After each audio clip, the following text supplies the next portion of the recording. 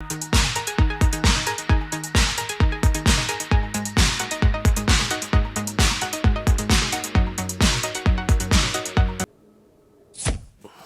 happening in the world? Today's April 11th, 2022. My name is Reagan, the Doom Wizard, and here are your past week's headlines. We began the week with IPCC Part 3 coming out, and now we know how screwed we all are. The United Nations warned Monday humanity has less than 3 years to slash greenhouse gas emissions nearly in half in order to prevent the most catastrophic effects of the climate crisis. In a major new report, scientists with the UN's Intergovernmental Panel on Climate Change found that without immediate and dramatic action, it will be impossible to limit global temperature rise to 1.5 degrees Celsius above pre-industrial levels. UN Secretary-General Antonio Guterres said the report documented a litany of broken climate promises by nations. It is a file of shame, cataloguing the empty pledges that put us firmly on track towards an unlivable world.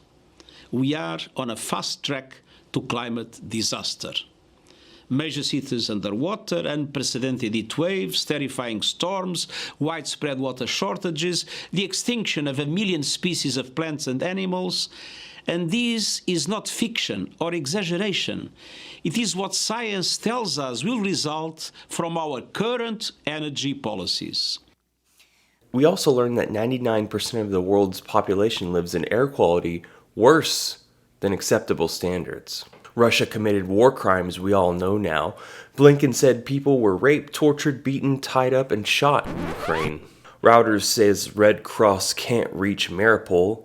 And Twitter's largest shareholder is Elon Musk. He has a 9.2% stake in the company. The bond market is flashing warning signs. And a 63-year-old was vaccinated up to 90 times in Germany. Jon Batiste got 9 Grammys, and 5,600 flights delayed last Sunday night because of weather in the U.S. For the first time, researchers have spotted short-term regional fluctuations in atmospheric carbon dioxide across the globe due to emissions from human activities. Using a combination of NASA's satellites and atmospheric modeling, the scientists performed a first-of-its-kind detection of human CO2 changes. The new study uses data from NASA's Orbiting Carbon Observatory to measure drops in CO2 emissions during the COVID-19 pandemic from space. With daily and monthly data products available to the public, this opens up new possibilities for tracking the collective effects of human activities on CO2 concentrations in real time. Poor Americans were hit especially hard during COVID-19. No shit, I was there. This affected me, believe it or not. A lockdown extended in Shanghai, in a city of 26 million people. People are reporting having food shortages. There was a mass shooting in Sacramento, 6 people dead, 3 people arrested. One of the shooter's names was something Smiley. He should have thought about being a Doom Wizard. 100 rounds of ammunition fire. Pretty intense. A hospital in Ukraine was attacked with cluster bombs, said Doctors Without Borders. And more sanctions on Putin's family members and oligarchs. Student loan payments extended because kids can't pay them. Yes, surprise. Biden knows food prices are going up. And a new round of COVID shots are coming in the fall. Americans are losing power more often from climate change. It doubled from the 2000s. Indeed, get ready to spend more at the grocery store. Food prices are expected to soar. Food in particular jumped 9% last year.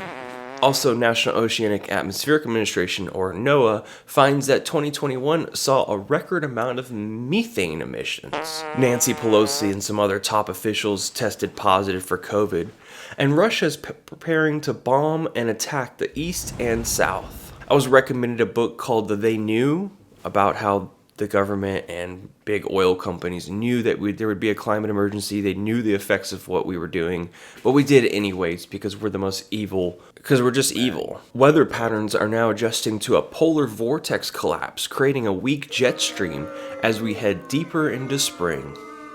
Houston's 90-degree April temperature is another signal of what climate change will bring. And US and NATO are providing more weapons to Ukraine. El Salvador arrests 6,000 gang members in 10 days. I think I also reported lightly on this last week. And people are developing trauma-like symptoms as a pandemic wears on. No shit. My cat helps a little. Right? Love me. Right? Okay? And then suddenly, it felt like winter here in Arkansas. Okay? Because the jet stream is broken. Guys, newsflash. This is the new normal, guys. This is the new normal. Pinterest bans misinformation about climate change, and people are getting crazy now, blocking the London Tower Bridge, and they say they'll do more. Meanwhile, this week, Exxon signaled record quarterly profits.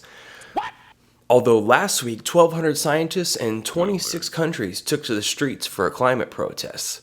Scientists around the world have launched a new civil disobedience campaign demanding a climate revolution. In Spain, they joined protesters with Extinction Rebellion, who poured fake blood on the Spanish parliament in Madrid Wednesday, demanding real government action on the climate. This is Fernando Valladares, a climate scientist with the Spanish National Research Council. Climate change is here, and it is causing deaths of tens of millions of people. We, the scientists, are very worried and don't know what other language we have to express ourselves in. This is the reason for this rebellion, carried out by scientists in 25 countries all over the world. Climate science is not being heard, or at least not being converted into action. They must also feel like I do, that we need an uprising. Even then, too many self-reinforcing feedback loops are in play, and we're in runaway. But Axiom sends a all-private crew to the ISS in bid to keep Houston's title as Space City. 50 people and 5 children died in a missile strike on an eastern railroad station, and COVID relief bill for $10 billion didn't come together because Congress members took a break for 2 weeks. Wow, how nice. Getting paid over $160,000 and being able to take a break, meanwhile one of the most important projects you have due. Then Pink Floyd releases a new album in 30 years dedicated to Ukraine. Power out in Puerto Rico all over because of a big station that, I don't know, set on fire or some shit? Who knows. But watch this 80-year-old sidewalk Karen hits a kid on a bike. The sidewalk now. Excuse me? Get off the sidewalk. Please don't touch me. Will Smith is banned from everything for 6 years, and Amazon, a company, a corporate entity, not a human being, isn't happy that New York's workers unionize and demand a revote. Wow.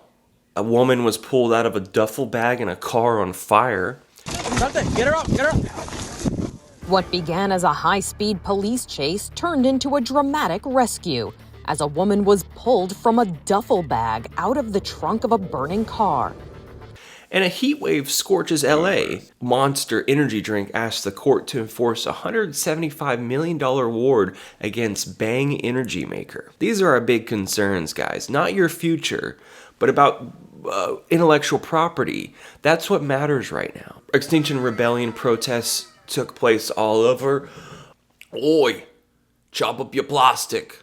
But it's okay, Tesla is aiming to start production of its Optimus humanoid robot in 2023. And Zelensky said on Saturday, every country in the world needs to help them. Thus, Boris went to Ukraine and Kyiv for the first time since the war began to tell them that we'll give them more phony money and shit. And last but not least, higher interest rates are coming inbound, thanks to the Fed and our corrupt and totalitarian government.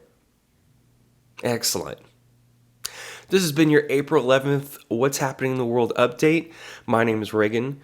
Don't forget to hit the like and subscribe, and stay tuned and I'll catch up with you later. Enjoy your spring. See ya.